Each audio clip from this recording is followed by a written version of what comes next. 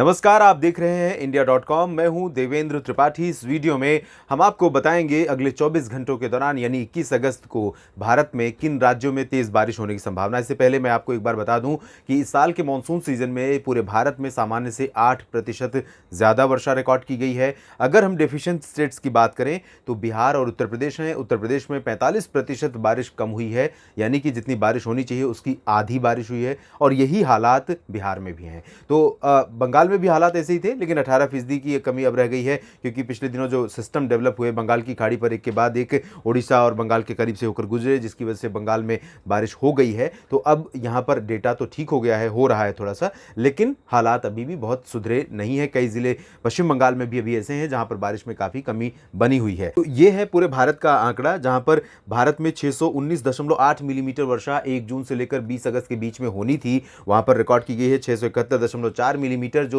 सामान्य से 8% अधिक है। साउथ इंडिया में ठीक ठाक बारिश हुई है, सेंट्रल इंडिया के कई राज्यों में अच्छी बारिश हुई है।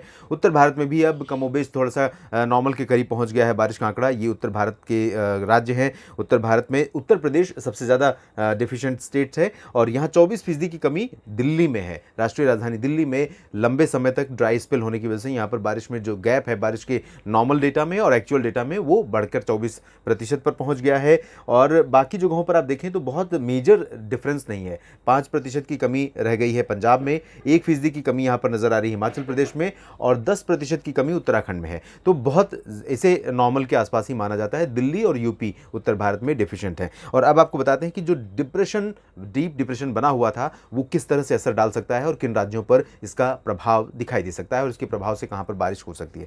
यहां पर आप देख सकते हैं इस मॉडल प्रोजेक्शन में, ये इंडियन मेट डिपार्टमेंट का जीएफएस मॉडल है, जिसके अकॉर्डिंग भारत के इन क्षेत्रों में सेंट्रल पोर्शन और इससे सटे उत्तरी इलाके, खासतौर पर उत्तर प्रदेश के दक्षिणी हिस्से, जिसमें वाराणसी से लेकर आगरा तक का जो पूरा का पूरा स्ट्रेच है इंडो गंगेटिक प्लेन्स का, इन भागों में कई स्थानों पर मध्यम से भारी बारिश हो सकती है।